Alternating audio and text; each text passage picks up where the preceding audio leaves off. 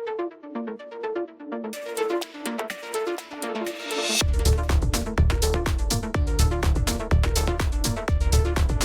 teman-teman, selamat datang lagi di channel YouTube Kampus Biner. Hari ini kita masih lanjut tentang dasar-dasar pemrograman bahasa R. Kita telah mengenal banyak data structure, dan hari ini kita akan mengenal salah satu data structure yang khas dari bahasa R, yaitu faktor. Sebelumnya silahkan subscribe dulu channel ini, dan apabila ada pertanyaan selama video ini berlangsung, silahkan tuliskan di kolom komentar. Kita langsung buka Visual Studio Code-nya.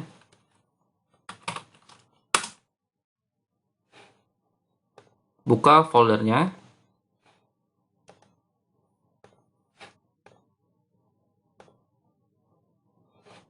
Saya buat file baru dengan nama factor.r.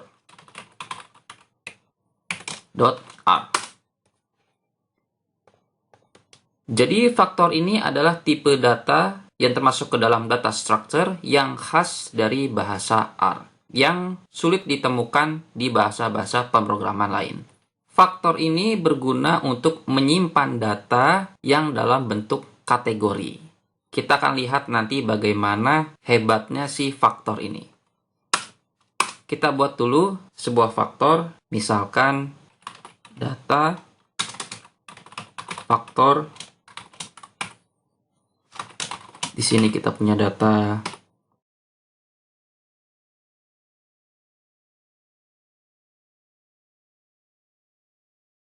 kalau kita print, nah jadi dia akan keluar Januari, Februari, Maret, Januari, Desember, April. Lalu di sini lihat, keluar juga yang namanya level. Level ini adalah nilai unik dari data ini. Jadi kayak Januari gitu ya. Ini kan tersebut dua kali, Jan. Di sini tersebut dua kali, Jan. Pada level dia hanya tertulis satu kali. Lihat, Jannya cuma satu kali doang. Ya. Nah, itu salah satu gunanya faktor. Jadi kalau kita ingin melihat nilai unik dari data yang ada, di sini Jannya kan dua kali. Jan. Kita pengen tahu nilai unik dari sini. Tinggal tulis aja. Levels. Data. Keluar deh. April, Desember, Februari, Jan, Maret. Jannya satu kali. Misalkan lagi saya tuliskan di sini, tambah lagi Maret. Ya, Maretnya dua kali deh. Jadi total 3 kali. 1, 2, 3. Kalau saya akses levelnya, tetap Maret tersebut satu kali. Jadi kita bisa tahu nih, data uniknya apa aja. Lalu cara mengakses datanya, sama seperti kita mengakses vektor. Misalkan data pertama itu kan April ya. Nah, keluar April. Yang kedua, nah keluar Desember. Jadi itu adalah salah satu kegunaan faktor ini. Kita kembali lagi. Kita lihat ya. Jadi levelnya ada April, Desember, Februari, Januari, Maret. Ini selalu diurutkan berdasarkan abjad ya. A, D, F, J, M. Diurutkan berdasarkan abjad. Lalu kita pengen ubah datanya nih. Misalkan Januari kita ubah jadi 1, Februari diubah jadi 2, dan seterusnya. Itu daripada kita membuat looping satu persatu, R ini sudah memberikan kita fasilitas yang lebih cepat. Tinggal kita ubah aja levelnya. Jadi seperti ini. Levels. Nah, cukup ubah levelnya aja. April kita ganti 4. Desember kita ganti 12. Februari kita ganti 2. Januari kita ganti 1. Maret kita ganti 3. Lalu kita coba cek datanya. Nah, dia langsung berubah. 1, 2, 3, 1, 12, 4, 3, 3. Ya. Jadi bukan Januari, Februari, Maret, Januari lagi. Dia udah berubah. Ya. Kita lihat sebelumnya ya. Biar gampang membandingkannya. Lihat, pertamanya seperti ini. Januari, Februari, Maret. Lalu berubah menjadi seperti ini. Nanti cara mengakses datanya ya sama. Misalkan kita ambil data yang pertama, gitu. Nah, satu data yang kedua, ya, dua.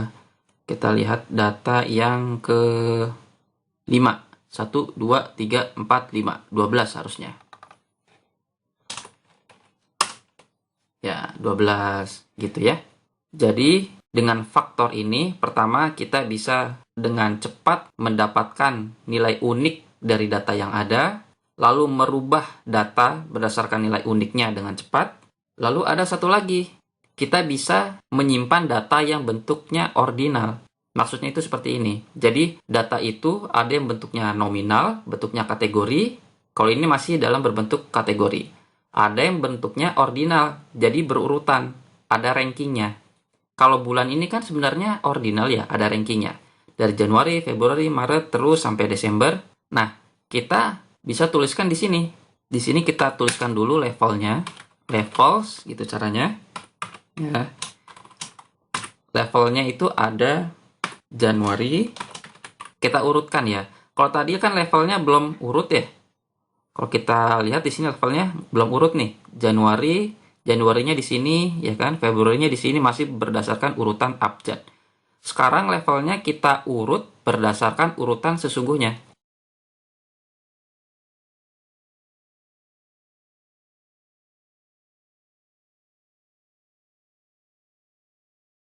Januari, Februari, Maret, April, Mei, Juni, Juli, Agustus, September, Oktober, November, Desember. Lalu kita set bahwa data ini berurutan. Jadi level ini berdasarkan urutan, ada rankingnya, ada hierarkinya. Kita tulis di sini ordered sama dengan true.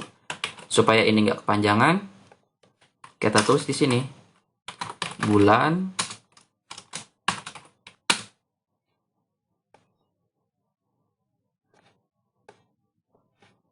ya. Lalu left bulan, maksudnya level bulan.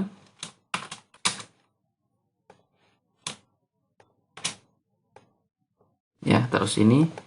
Ini bulan, saya taruh sini. Left bulan, saya taruh sini. Ya, jadi nggak terlalu panjang. Ini saya benahi, ini bisa sama dengan, kita udah tahu ya, bisa sama dengan, bisa seperti ini juga. Tapi saya gunakan yang paling benar, yaitu seperti ini.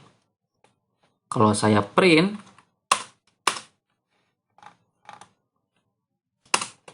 nah, sekarang sudah berurutan.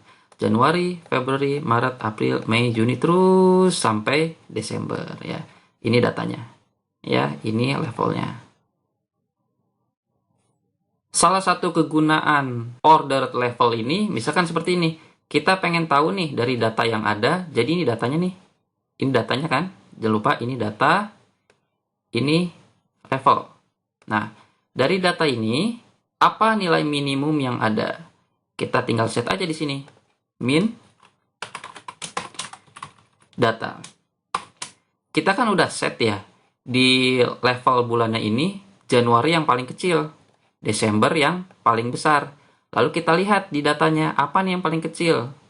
Kita lihat di sini kan ada Januari ya. Coba kita cek. Keluar Januari nggak? Nah, keluar Januari. Kalau misalkan Januarinya kita ubah nih, jadi Februari. Ya.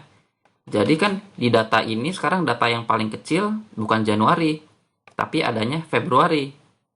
Kita lihat apa yang data paling kecilnya. Nah, Februari. Kayak gitu. Sekarang data paling besarnya apa? Max. Desember. Kalau Desember ini saya buang, kita lihat apa data terbesar yang ada. April. Ya, jadi April yang paling besar. Itu adalah salah satu kegunaan faktor lainnya. Oke, silakan teman-teman praktekkan. Jika ada pertanyaan, silakan tuliskan di kolom komentar. Kita ketemu lagi di video berikutnya.